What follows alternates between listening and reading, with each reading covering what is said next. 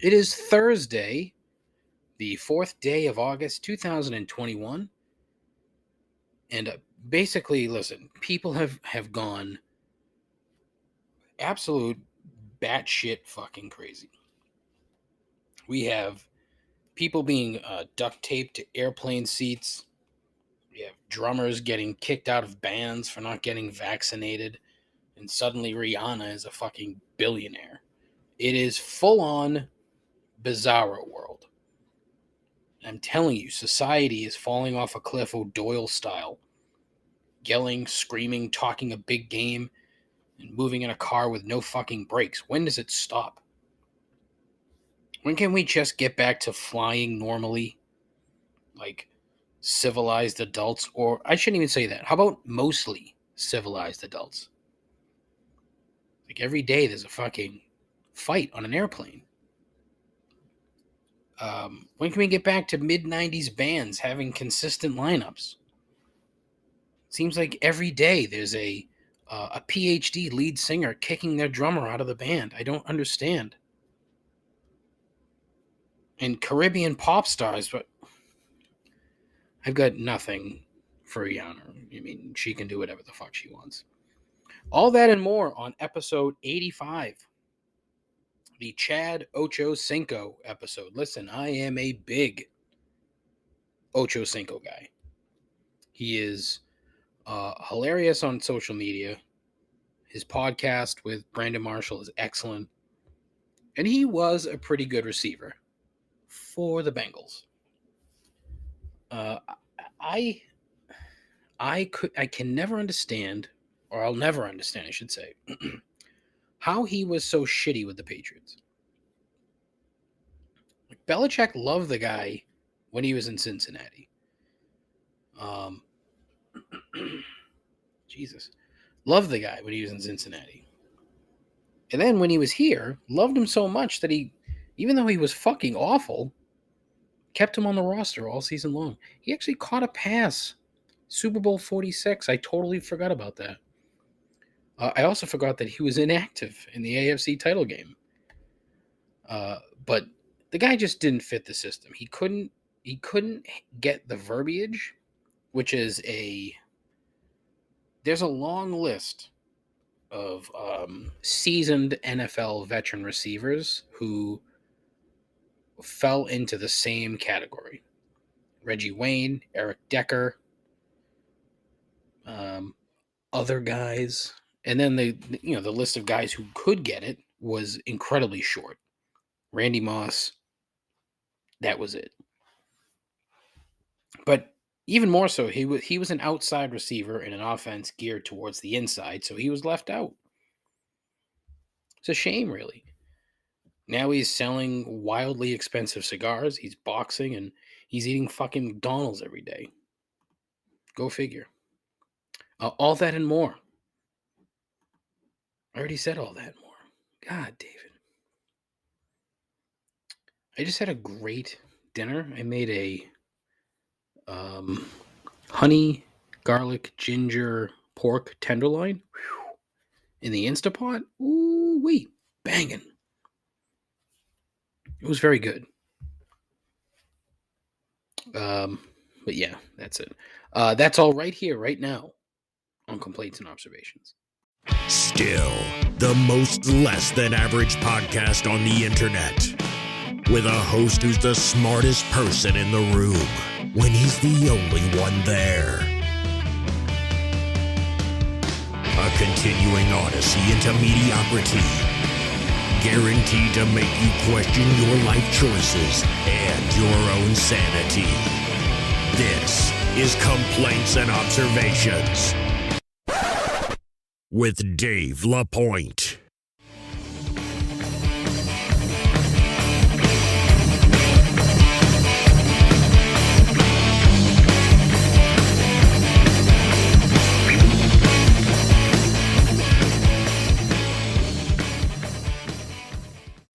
Who the hell is Dave LaPointe? All right, what's going on? I hope you're all doing tremendously well. Hope you're happy, healthy, etc., etc. I don't have anything planned for this particular part of the program. It's a blank page before I get to the actual meat of this podcast sandwich. So I think this is like the heel, not the what's that? So the heel is the bottom of the bread, right? The crown, you dummy. This is the crown of the loaf. Thin, no substance. Really, not serving any sort of useful purpose. 9 times out of 10, you're taking that thing and throwing it in the trash anyway. So that kind of, it fits. This is the trash piece of bread portion of the program. Although some say the crown is, of the two end pieces is probably the better of the two, because by the time you get to the heel, it's been in the bag for a while. It's probably stale. That's probably where the mold first grows, is the heel, if I had to guess. I don't know. I don't know why I'm talking about loaves of bread.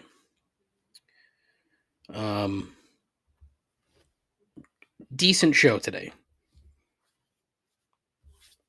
I don't want to say good, even though I think it'll be good, because I don't want to. What's the right word? I don't want to get your hopes up. Not that you expect anything when you listen to this crap, but I have an awesome guest today, Jimmy G, who is the proprietor of the South Shore Bar Pizza Instagram page, SS Bar Pizza, on the Instagram. Jimmy takes his South Shore Bar Pizza, very seriously. And it was an excellent conversation. Quite frankly, I learned quite a bit. So I'm going to assume that you too will learn quite a bit about the pizza game, the 10-inch pizza game south of Boston and beyond, which I thought was interesting. So, but before that, I want to get to last week's question of the week. What is your favorite cheese-based item? Now, it doesn't have to be cheese, favorite type of cheese. I mean, it can be, but I'm talking about items that have cheese in it, on it, blended with it, sprinkled on, whatever. Real cheese, fake cheese, don't matter. The whole point is that it was sort of leading into my conversation with Jimmy to talk about pizza. So I was like, oh, okay, what sort of ties in? They're like, oh, cheese. Ironically enough, the only person who answered pizza was Jimmy. Nobody else mentioned pizza. But I got a ton of responses. A lot of excellent responses. And it was good. So I think this is good. This was the third question. And one, it's good for content. And two, theoretically it should be good for building an audience, but who knows how many of these fucking people that answered are actually listening to the show. But doesn't matter. Who gives a shit? They provided me with content. So without further ado, so I mentioned, I said Jimmy G, SS Bar Pizza on Instagram, either pizza or cheesesteaks or nachos. I don't know. I think he does know it's pizza or cheesesteak or nachos. My guess is pizza. A great left field answer from friend of the show, Evan. He said Baby Bell. Those little mozzarella things, whew, fire. Those things are fucking great. Friend of the show, Sarah, steak and cheese. Corey Crow of the There You Go podcast, bacon cheese fries. If done right, they're the best. I thought that would be the most gluttonous answer of the bunch until I got another one down the road. So, Friend of the show, Scott, grilled cheese with bacon. It's a good one. My coworker, Mike, all of it. Okay. Munster on a sandwich, fresh mozzarella, a fistful of shredded cheese, etc. Also, queso and tortilla chips and a margarita. So, all of it for Mike. Thank you. Donnie of the Quiet Violent, sausage, egg, and cheese on a croissant. Gotta be homemade. I like that answer. Well, I don't think I've ever made a homemade sausage, egg, and cheese on a croissant. So, good on you, Donnie. Friend of the show, Nick, mozzarella sticks. This is good. Would you eat a block of cheese? Nope. But fried? Fuck yeah.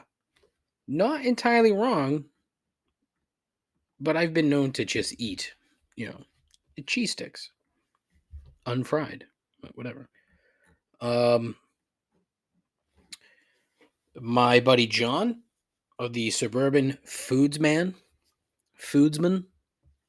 on the Instagram, whiz out of the can, pub cheese and port wine cheese, all great answers. So when I messaged him to say thank you, straight out of the can, I was like, "Fuck, that's fantastic." He elaborated, and he gave probably the best answer, I think. He said the can reminds me of childhood. That and cheese and crackers and cheese that came with the red stick to spread it. They were that snack that my parents never let us have, but you always had a friend who had them. And he is 1000% correct. Fucking handy snacks. Oh my God, I haven't thought of handy snacks in so fucking long. And apparently they're still around, but I guess Ritz makes them now. I don't know how. Every like food from the 80s and 90s, it doesn't taste the same. So like Planters cheese balls, like Planters doesn't exist anymore. Somebody, pretty sure Frito-Lay bought them. So they don't taste the same. But handy snacks. And then he got back to me later and he said, in honor of this conversation, I went over to the gas station next to my work and got a 4-pack of handy snacks and a bonus Dunkaroos. Awesome. Handy snacks. That stupid fucking red stick. That red plastic stick that I guarantee you there are 50 billion of them sitting in landfills right now because that fucking thing will never, ever disintegrate. The planet will be dying a slow and painful death. Cockroaches and handy snack sticks will be the only two things left. Oh, man.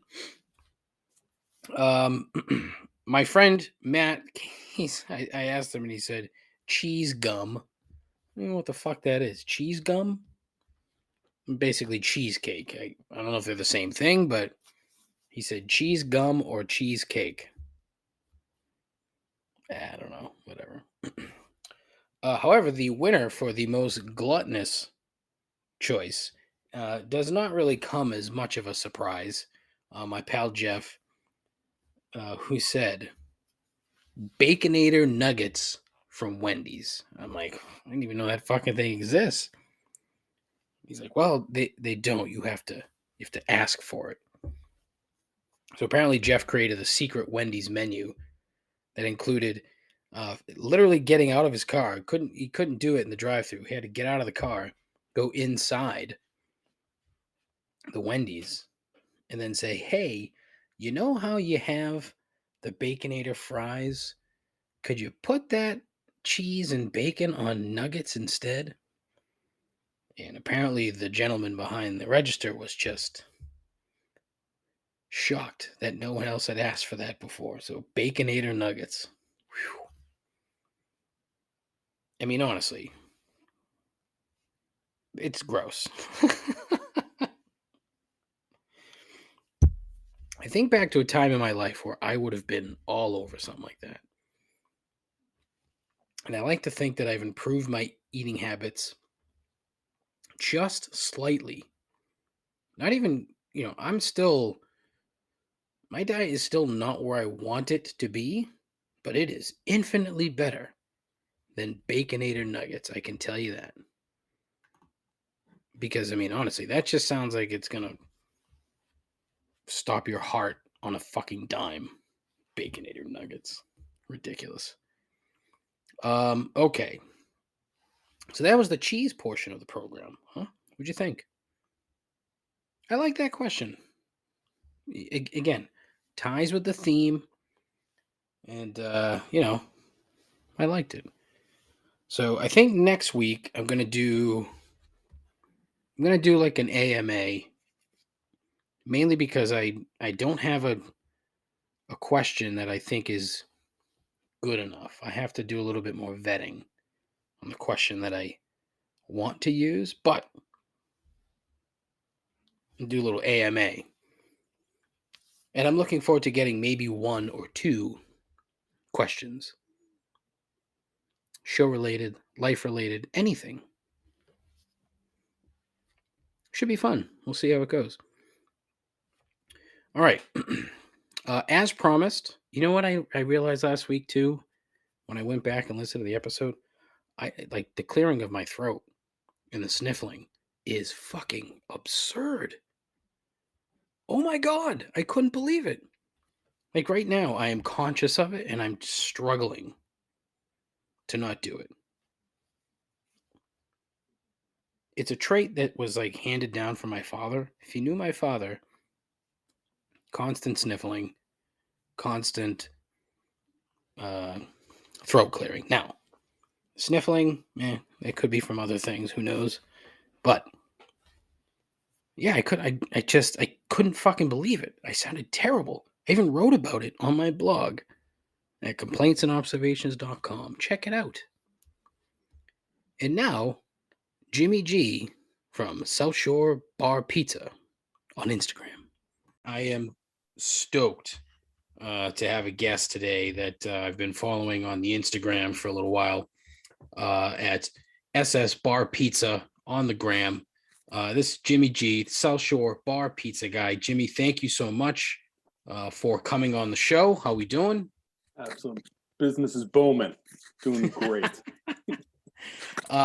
Right from the jump, just want to talk about the Instagram feed and the home cook contest that you've been running. And I have two very important questions, okay? First and foremost, how did that Chick-fil-A pizza lose? I don't know. It's not over yet. She was. I mean, I don't want to give away the who's who, but she was making a late comeback. But she's got a lot of ground to cover. too much ground, I think. But Yeah. I mean, I saw that and my eyes got huge because what an idea. Absolutely love it. She thought outside the box. That's for sure. She thought Absolutely. outside the box. Yeah. And it's funny. There's another guy. We say Gravy. He Mhm. entered the tournament, and he was all fired up. He thinks that the ranch drizzles are disrespectful to bar pizza. I don't disagree. She dropped that on his head last round, so knocked him out. And so his entry, the bean and salami pie, another one that I couldn't figure out how that lost. I mean, that is the bean pizza in the pantheon of South Shore Bar Pizza. It should be near the top. It's a specialty on the South Shore scene for sure. I told him to bust it out. I'm like, give it a try. The interesting thing about him is he's from Medford.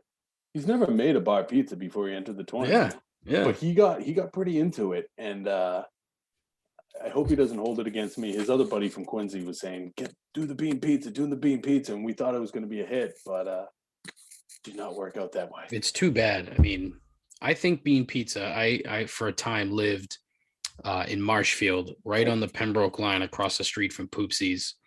And the Poopsie's bean pizza, I mean, just unbelievable. Love it. Really? I've never had it at Poopsie's. Oh, it's awesome. So good. All right. So, I need to know how this started. How did you decide one day, hey, I'm going to do an Instagram page focused solely on South Shore bar pizza? It's a good question, and it's a complicated and a little bit of a long one. So all of this like bar pizza, you could say I'm obsessed with it. That's fine. Okay. It started back in true lockdown quarantine. Okay. I thankfully I was work from home as soon as the lockdowns hit. So just sitting around staring at four walls, wondering when is this going to break, right? All of a sudden, the owner of the Alumni Sports Cafe down in Pembroke, he was putting out these videos that were pretty funny. And he came on and he's got a Corona box on his head looking like an astronaut with saran wrap over his face. And he's like, listen, guys, this is my bar. My bar is empty because Governor Baker says I'm not allowed to earn a living right now. So what I'm asking you people to do, if you can help support some small businesses, get out and buy a bar pizza. And I said, that's all I got to do? Because I'm sitting there going, Walmart's open, Target's open. What's going on? Why are we just shutting down Main Street America, right? So I started researching a little bit. I joined. There's a really successful group on Facebook. There's I have a question about that. That's coming down the road. All right. Yeah. So that group's there. I join up on that group, and I start doing once a week. I'm just going to go out, try a couple different pizzas. The first one I did was Linwood versus Poopsie's. Poopsie wins for me, hands down. They're both great pizzas, though. So I started doing one by one, weekly matchups, whatever. But then 2 a week, it starts becoming 3, starts becoming 4. Before you know it, it's June, and I've been to 44 places. So I publish my rankings, and I'm like, all right, I have no biases with this. I'm from Braintree, so it's not like I'm a Stoughton guy and I love Town Spa. I'm a Randolph guy. I'm from Braintree. I got no biases. My first one was Poopsie's, so I lean more towards Poopsie's, but different story for a different day. Sure. So like, here's my unbiased rankings just based on what I saw. And it's pretty comprehensive because we're going 44 deep. So I do that. Then I do another round where I go out and I try all the buffalo chicken pizzas. I tried 40 different ones there. And in the middle of it, like, the group was just going off the rails a little bit.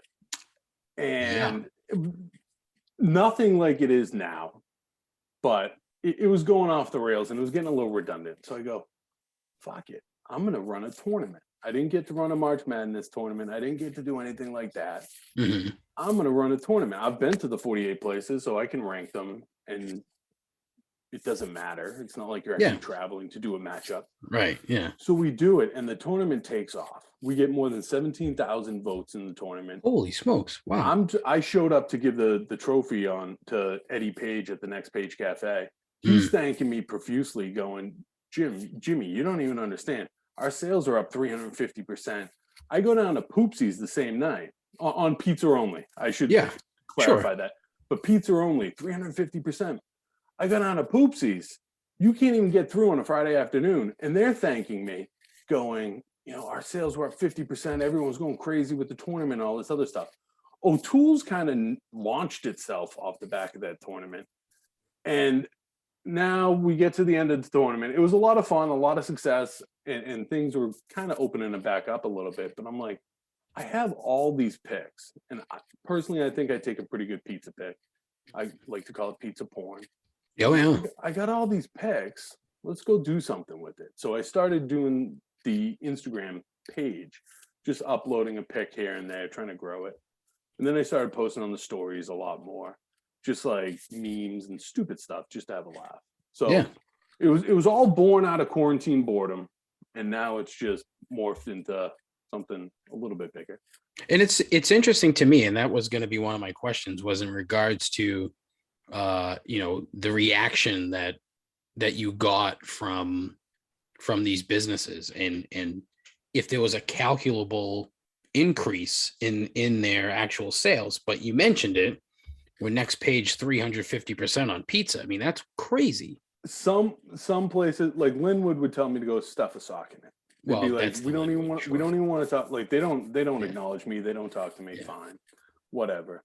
I think they've caught on because I've gone there a couple times and my pizzas have looked beyond perfect, but whatever. but like Poopsies, they're still humble people. They said, thank you, whatever. There was a bunch of different owners that reached out and just said thank you. Yeah. And it was a lifeline for a lot of these places, because if all Sure. you're doing is serving booze, you need that lifeline. So just all the attention that Kerry Burns set up that original group. It was awesome to set it up. Just perfect timing in terms of when he set it up. It was like February, pandemic hits, March 13th, whatever it was. So it was just perfect timing. And it just provided a lot of small businesses with a lifeline. Yeah. And I think up until recently, I want to say like out of the 80 plus, none of them closed during the pandemic. And that's pretty rare for the restaurant industry in the past year and a half. Absolutely. Yeah. It's awesome. And it's funny because so many of these places that, I knew they existed, but at the same time, I never thought of it, never went. And so, this has really opened a bunch of eyes. And it kind of takes me back to what you mentioned about the Facebook page. Now, I got into the Facebook page at one point and was following along, and then it just started to get a little out of hand, out of control, and a little bit too much. And but you've answered my question. So there was no direct connection between, who started the page, Kerry and yourself. No. Yeah. They were very upfront. They have nothing to do with that tournament. When it was going on, the first couple rounds, they had nothing to do with that tournament. This was just me running it, and I was pretty diligent and dedicated to keeping it going, and it was a success. It was a big time success. So it was after that, once it wrapped up, then Kerry was like, "Hey, I got to talk to you." He's a newspaper guy. He used to write for the Herald and for the Herald for a long time. Post. Yep. So he reached out. We've chatted a few times. So, but it was just quarantine board, and I'm sitting there like, geez, I miss my brackets. There you go. What do you think of that Facebook page? Now. It's tough. That's a very democratic answer. It's tough. Yeah, I mean, tough. It's beyond tough. At least that's my opinion, which is why I had to get out of it. Like, I mean, we're talking about pizza. This should be fun, and it became nothing of the sort. It's good. They were a little bit probably more focused on just growing the top line membership number, right? And some of as soon as you see that waving hand that says I'm a new member, and they're posting a bunch of ridiculous stuff, you're like, yeah, okay, buddy. Yeah, you're real. Okay. All right.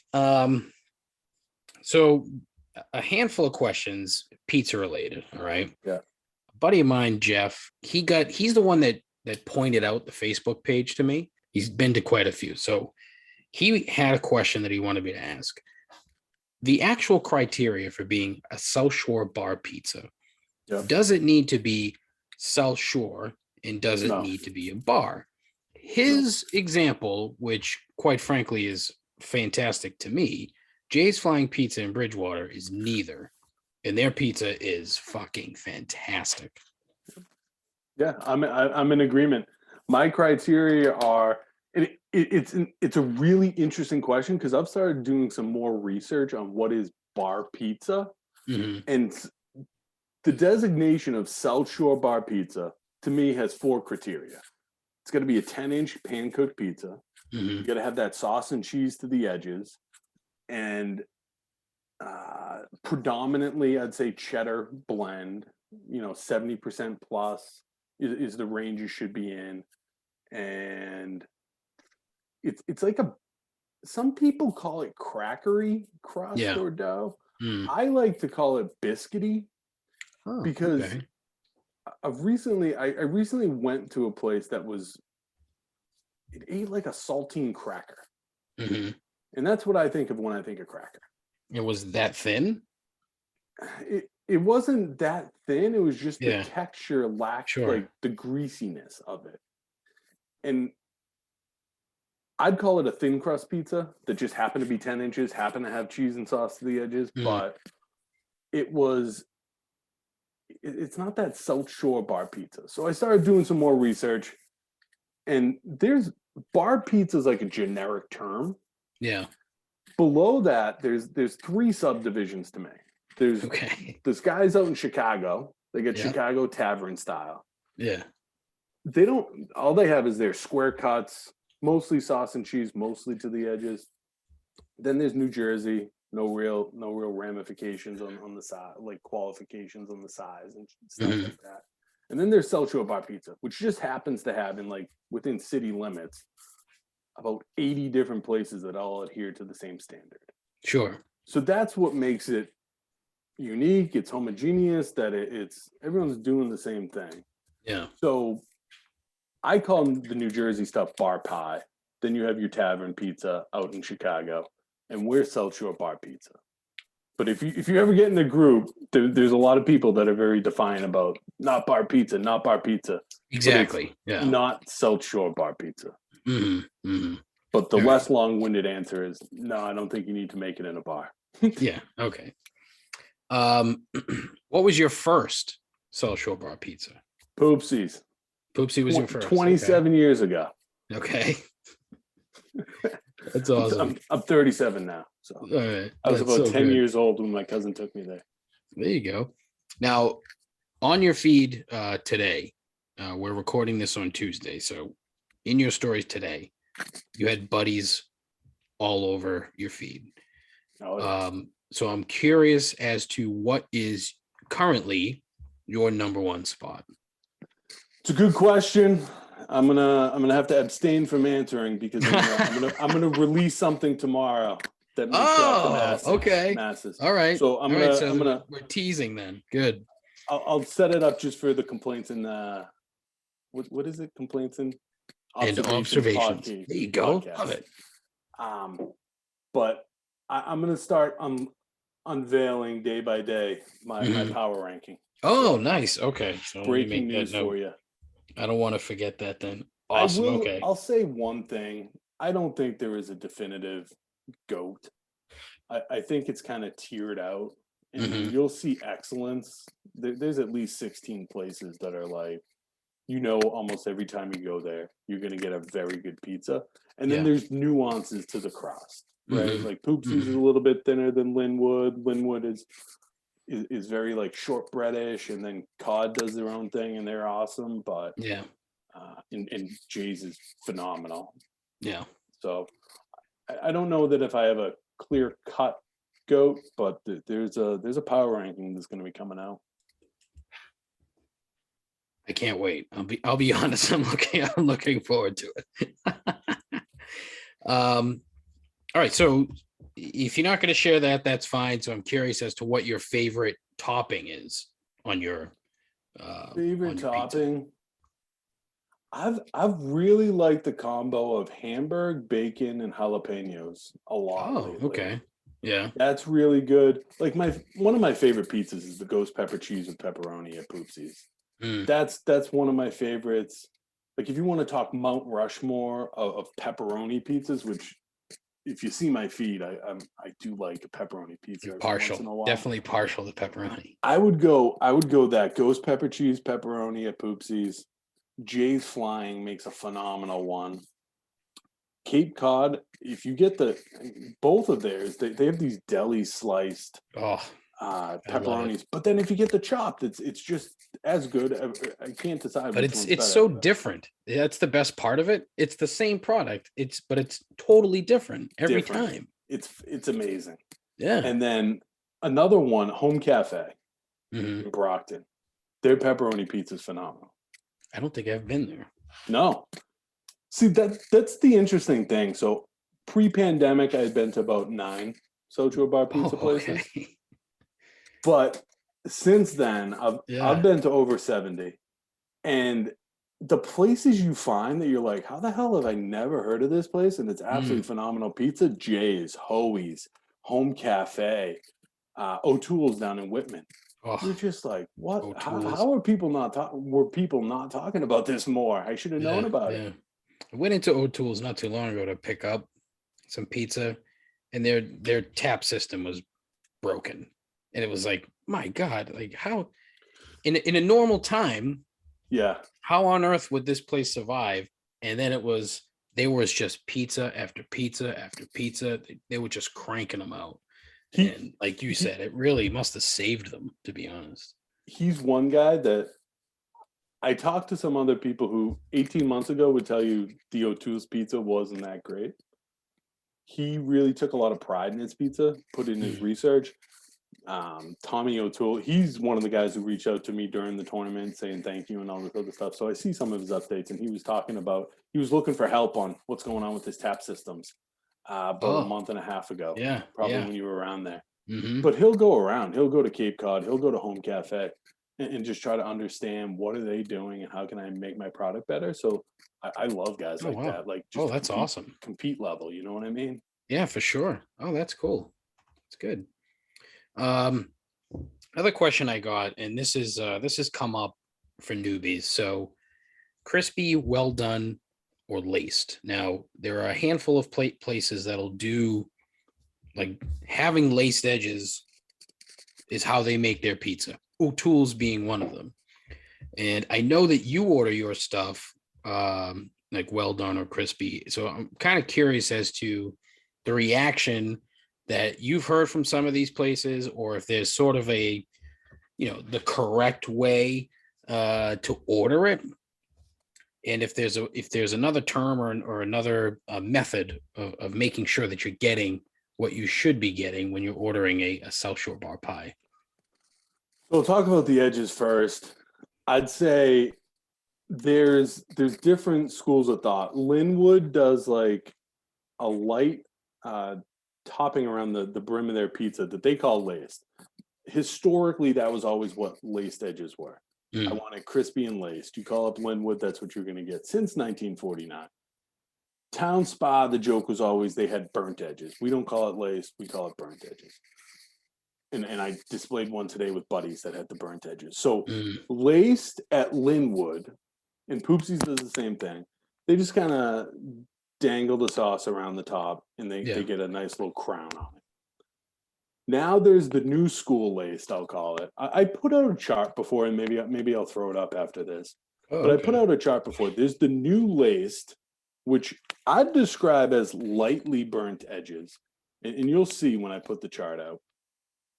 And places like Next Page, O'Toole's, a few other Johnny Konos in Weymouth, they all automatically do it. So you go to pick up your pizza, you're automatically going to get a lightly burnt edges, I'd call it. And you'll see in the pictures. Burnt edges are a little bit hardier. And that's what Buddies blows it almost everybody out of the water on. Buddies and Cod do the heaviest burnt edges. That's when you're mixing, it's not just sauce, it's sauce and cheese on there. And it builds like a wall around the pizza. And you eat into it and it's like, it's just delicious. Like you could almost peel it right off the pizza. Yeah. And it's juicy and delicious. But that's a little bit hardier to me, the burnt edges. Nice. But Buddies is a heavy hitter with that. I mean, honestly, that picture just looked, I haven't had Buddies in ages. But I mean, that picture today was like a siren call. So I'll be going to Buddies this weekend. I mean, and it's like a secret handshake. I went there. I went to Buddies the first time. I did not ask for that. The first time I went to Buddies, I did not ask for that. And it's bare edges. And it's going to be the same story if you go to Town Spa, if you go to Cape Cod Cafe, you get the bare edges. You have to ask for the burnt edges. You just won't regret it. No, I can't imagine. Again, after seeing that picture, once I stopped drooling, I realized I needed to go. So obviously, as we've covered before, like COVID kind of, was probably pretty scary for these guys, I would imagine. So, but I'm wondering if, again, if you think that in the long run, for the foreseeable future, where it's such a popular item, I'm kind of curious as to what you think the state of the industry would be without COVID. Do you think this would have happened? Do you think that the explosion in the 350% increase in pizza at a place like the Next Page would have happened without a quarantine where everyone is stuck inside, or without alumni coming Yeah. out with a video saying, "Hey, come buy some pizza." Right. That's a fantastic question. I had not thought about it, but kind of butterfly effect. It Yeah. probably launched everything Mm. because it was a lot of it was people saying "f you" to the people who were shutting down all these small businesses. Hmm. We're still going to go out. We're still going to support these guys. It's people going, hey, these are our neighbors that own these businesses. These are the guys that we go to that sponsor the softball teams, all that other fun stuff, that have had our backs in the past. Guess what? We're going to have their backs now. Yeah. Yeah. And it's more than just the owners, right? Hmm. Sure. Of Like, course. Yeah. I've taken shit for that. People have been like, you don't understand. Like, a handful of the owners make a lot of money. A Oh lot yeah. of money. Yeah. I get it. But Sure. guess what? There's waitresses, there's bartenders, Hmm. there's dozens of people at some of these places that needed the jobs to keep going, need the tips to keep coming in. So I just give them the one finger salute. Yeah. Like, shut Exactly. up, dude. Absolutely. You're Yeah. I missing the couldn't agree big more. picture. Yeah. So sort of tying into that, kind of curious if we're going to start to see more guys, or more, I don't know why I say guys, but more people, starting up this type of business where they're getting into the social bar pizza game. I don't know if you're aware of any new places that are coming or anything like that, but I'm kind of curious as to what you think this could spawn moving forward. I kind of draw the line in the sand of pre-pandemic, post-pandemic of who was serving it. So if Mhm. I mean, it's only a year and a half ago, but if you're an OG and you were serving it before the Yeah. pandemic, you have a little bit more status. But Mhm. since then, there's the Bar Pizza Company in Mansfield. They opened Okay. up. Yeah. Landmark in Dorchester started serving their bar pizza. Diggy's up in Westford started serving theirs. There's a new place up in, I'm bad with the North Shore, but there's a new Port Pizza or something. Yeah. They're way up there. They're North serving Shore is it. a different country, so it doesn't. Yeah. Trash. Yeah. Then there's Model Cafe in like Alston or something. They're serving it. But then above and beyond that, there's Bobby's Bar Pizza down in Providence. He started up post pandemic. Mhm. There's another place, Grainsley, just outside of Providence. There's Mission Pizza down in Dallas. There's a guy who's opening up in Austin. No So kidding. they're popping up around the country right now, Wow. No and shit. it makes total sense. I'd be hard pressed. I don't know why you'd start one. Maybe if you're in Mansfield and there's nobody else around, Mm. it makes sense. But I doubt anybody new is going to pop up on the South Shore. Yeah, I've you're not even, gonna you're not gonna I've put one in even, Randolph. no, Yeah, you'll be out of business soon. quickly. Right. Exactly. But oh, that's cool. That's an interesting. I mean, I never would have thought that it would pop up in Austin. I mean, Austin's a little, I don't know, earthy, crunchy, and like hip, and There's a guy in he's on the Facebook group. So it's a guy who started doing his home cook, yeah, started being people saying his pizzas looked awesome. So he just started selling just ran them. with it. Yeah. Interesting. Yeah, that's pretty cool. Um, so in terms of other regional pies, like you've mentioned a couple, but I'm curious if there are any other styles of pizza that you like aside from the 10-inch pie that we've all grown to love. It probably goes South Shore Bar Pizza number one. I've been loving this Detroit style pizza. See, and That's the yeah, other one that's sweeping the I nation know, right and now. that's I have not yet sampled any, but that is definitely on the list for sure. So there's, depending on where you'd want to go, there's Mhm. two that I'd recommend. There's a place, it's a little bit tougher because you have to do like this pre-ordering. Sometimes you can get lucky day of, but there's a place, The Edge in Sandwich, which I've featured on my page. They're putting out a really good product, and the current heavyweight champion in Massachusetts is Volo Craft up in Swampscott. That's phenomenal. The Edge just opened maybe 2-3 months ago. Volo, Okay. I think, has been going at it for a little while now. I'm not 100% sure, but Sure. they're top tier when it comes to Detroit style pizza. Awesome. Yeah. All right, Jim.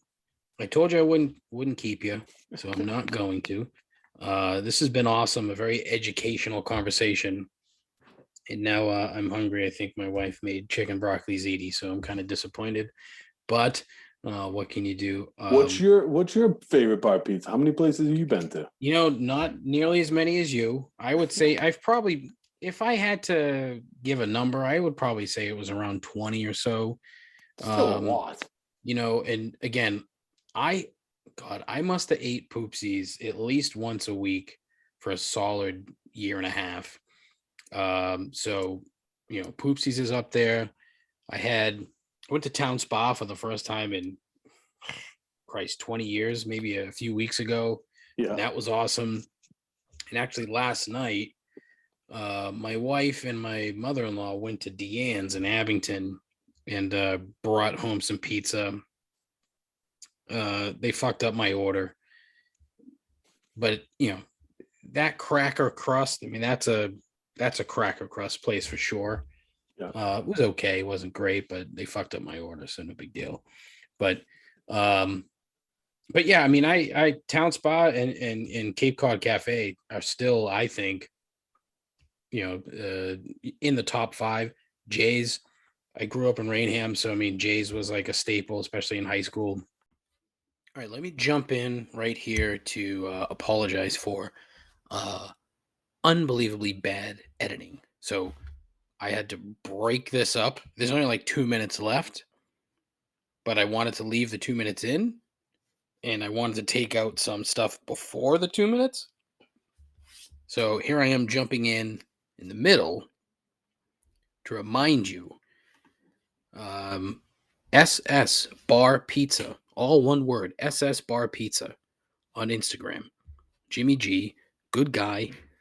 He has an awesome and very useful Google map that has 81 bar pizza locations. So check it out. The Instagram handle, again, SSBARPIZZA, SS Bar Pizza on Instagram. Go follow him. It's worth it. Trust me. What are your thoughts on Portnoy at Barstool and his pizza reviews? I think it's phenomenal. I friggin' love Portnoy. Yeah. I don't want to be Portnoy, but I love Portnoy.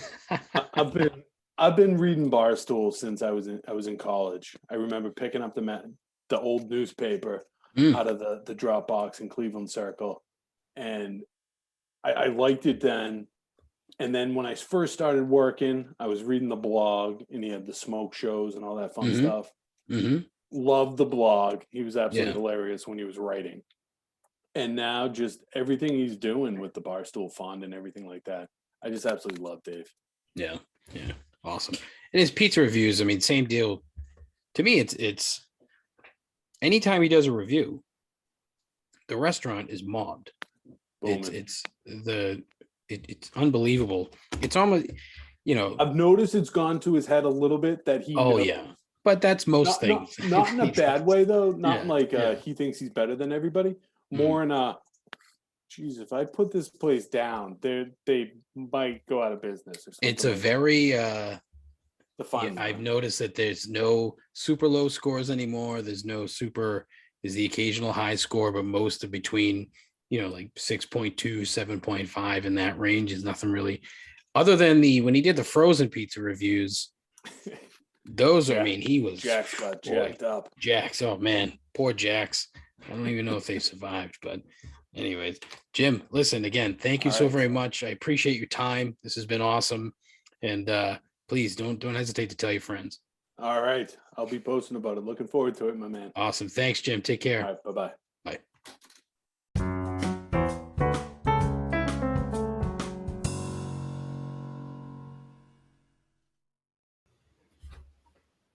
So honestly, my next pizza adventure is going to be the Detroit style. And as you heard in that interview 2 places, The Edge in Sandwich and then Volocraft up in Swampscott. I got a feeling that we're going to start seeing a lot more of the Detroit style pizza around here. It's untapped. I think there's one in Natick, or that is planning to open in Natick. I'm not sure, but that's the next thing. And when Jimmy mentioned Dallas and Austin, I was like, holy shit, crazy, huh? But yeah, again, check it out. ssbarpizza.com. ssbarpizza on Instagram. He's gonna put out his rankings upcoming, so it's a little tease for you. And if you give 2 shits about pizza at all, he's definitely worth a follow. One, his stories are entertaining. He's kind of funny, and 2, just the he did say pizza porn, and if you're into pizza, you're gonna think it's porn because some of the pizzas that he posts are fucking unreal. They're awesome. Like Buddy's Union Villa. Whew, man. I might have to go to Buddy's this weekend. Because holy shit, did that look good. So anyway, hope you enjoyed that. Gonna have more guests next week. The show that you probably don't want to hear, but I'm gonna do it anyway because it's my fucking show. It's the Premier League preview program with my buddy Ian, who was on the soccer show. I think mid-season soccer show, and my other buddy John. He'll be on too, another soccer guy. So a couple soccer guys. Really looking forward to that conversation. That should be fun. We're gonna shit on our respective clubs, and so advanced warning for all you soccer haters, all you uneducated rubes who can't figure out how great that fucking sport really is. That's coming. All right. Excuse me, a lot of burping. That's why I can't have a beer like in the middle of the show or before the show. Ugh, not good. The beer is delicious. Bissell Brothers Proclamation Ale. Shout out to my pal Pat for bringing that over as a housewarming gift a couple weeks back. Thank you. Very good. Enjoyed it. Just shouldn't drink it before or during the program. Not good. As it is Thursday, it is time for 3 gripes. Gripe number 1, bouncy houses. I am fairly certain that I've used this before, but it bears repeating. They're dangerous and they're gross. Case in point, Pat, who was kind enough to bring me the delicious beer, his little girl turned 1, and there was a birthday party for little Paige on Sunday. And in Pat's backyard was an inflatable water slide thing. Now, these things are not contained. So all it was doing was just spilling water all over his fucking yard. I mean, there was just gigantic sopping puddles on both ends of this fucking thing. And so towards the end of this, some of the less intelligent children were just basically rolling around in the mud, sliding down the fucking thing and ending up in this what amounts to a goddamn cesspool of filthy water. These are small children, so they're dirty little fuckers to begin with. And they're getting dirtier, and then they're going into the garbage sewage water at the end of this fucking thing. Now, when you're a child, it's fun, but I would say that, like, what's the cutoff for bouncy houses? Is it like once you turn 13, is that when you have to put the kibosh on the bouncy house? It might be. If you're an adult, you should not be in the bouncy house because you are going to get hurt. That is an absolute guaranteed fact. I will put all of my fucking my meager fortune that if you're an adult and you spend any time in the goddamn bouncy house, you're gonna get fucking hurt, and you're gonna get hurt severely. But all this thing did was just make an already soupy backyard soupier. Not that it was an unkempt yard, not by a fucking long shot. But we've had nothing but rain up here for the last 2 months. And we're going to get more rain tonight. More weather chat with Dave. Yay. But man, I mean, I'm just sitting there watching this thing. And I'm seeing what these kids doing. And I was physically repulsed. It was gross. It was really disgusting. And I mean, goddamn. I just couldn't imagine having to take these little fucking mongrels home and then, making sure that they actually washed themselves. But unless you're like Mila Kunis and Ashton Kutcher, you probably wouldn't. Fucking filthy hippies. Fucking hippie parents. Oh, you don't have to bathe. Like, what the fuck is that? People smell. Okay? This is not the Middle Ages. This is not fucking Eastern Europe. Bathe.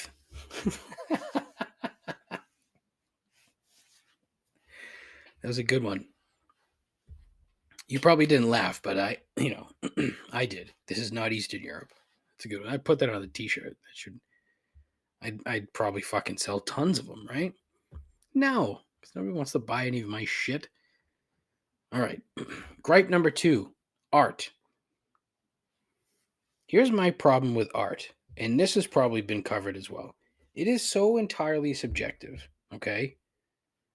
And it's almost insulting to me when I see things that are being called art, okay? If I look at a Van Gogh, a Manet, a Tippy Tippy Day Day, it's another joke that nobody got.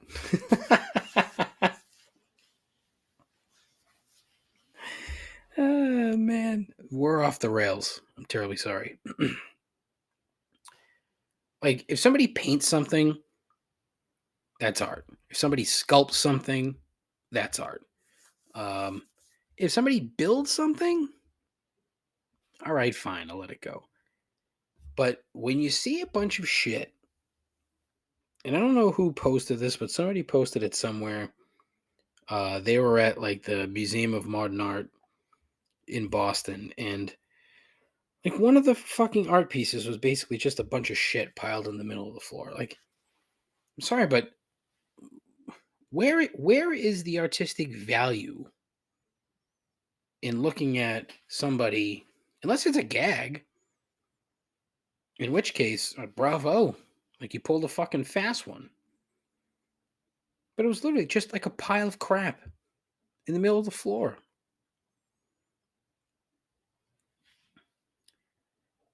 And anybody who says, oh, you just don't get it, there's nothing to get. I'm going to say half of the shit that you see in any museum of modern art is not art. And I'll fight you if you say otherwise. I mean, I know that I've talked about my visit to the Museum of Modern Art in New York City and some of the shit that I saw, like a snow shovel hanging from the ceiling on a piece of fishing wire. And someone had the fucking balls to try to tell me that was art. No fucking way.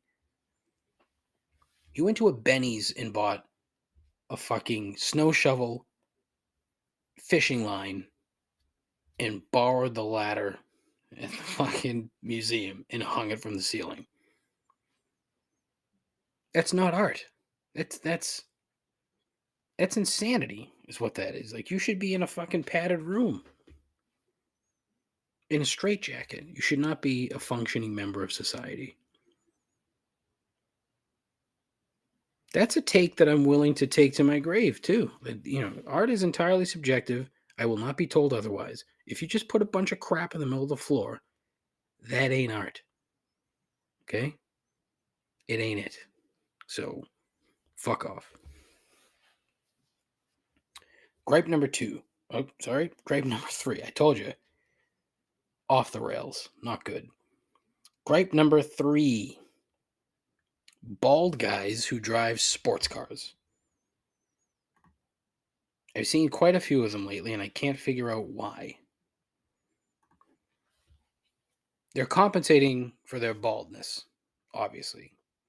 Or they're in the midst of a role as a villain in an 80s TV cop drama. Otherwise, it just screams out, oh my God, I'm bald. The monthly payments for this car are less than the monthly payments to get a hair transplant. I don't have anything against bald guys. And really, it's just not quite middle-aged guys in general, but when you see a middle-aged bald man driving a sports car, it just screams pathetic.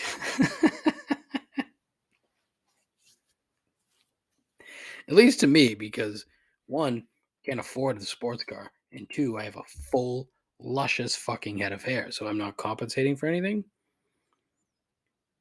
But it's all, whenever you see, it's not every time, but I wonder what the percentage is of sports car owners to baldness.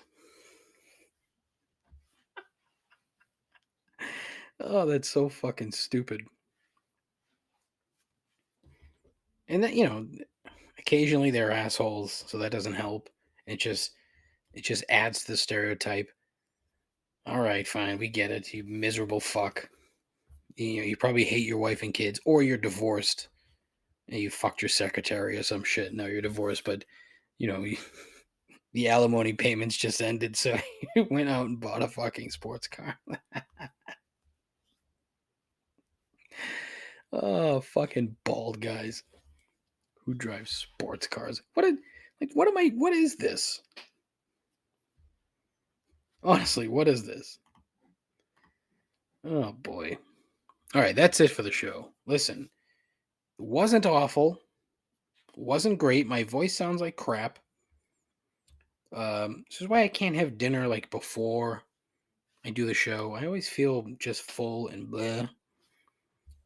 But hopefully that didn't come across too much. Hopefully my throat clearing and my sniffling was kept to a minimum. Probably not, but what can you do? Oh fuck. I just totally remembered. I forgot all about these voicemails. Shit. All right, well, we'll use them next week. Yeah, Saturday night drank too much, and my buddy Matt called in 3 times, left 3 voicemails. Fuck, I totally forgot. Oh well. The show was already too long today anyway, so we've cracked the hour mark. It's typically what happens with an interview is we blow through the 60-minute mark, but what can you do? But listen, if you want to call the show and leave a voicemail, you can. 617-65-RIP'EM, 617-657-4736, 617-67... Fuck. 617-657-4736. Call in, leave a voicemail. Tell me that my show is fucking terrible, or you want to just ask a question. We'll do the AMAs on the voicemail line too. Call in, ask a question. If we get enough questions, maybe I'll do a separate, like an AMA episode, basically. Yeah. But I have to get enough questions. If I don't, I'll just tie it into the regular episode. Who knows? We'll see. I have an Instagram page at ComplaintsPod. Go there, follow me, and then follow SS Bar Pizza, Jimmy G, Bar Pizza Guy. I have an Instagram. I already said that. Jesus. I have a Twitter page at ComplaintsPod. I have a Facebook page, but fuck Facebook. I have a YouTube page that I don't do anything with. I have a website, complaintsandobservations.com. It's very long. But the good thing about about Google Chrome is once you type it in, it'll remember it. I'm guessing Alta Vista does the same thing. I don't know. Who knows? But I have a blog. I've posted a couple times recently. Check it out, please. I'd like you to read my writing. It's just as bad as my podcast. So something to look forward to. But that's it. Please tell your friends, tell your mom. Take care of yourself. Take care of each other. Godspeed. Ta-ta.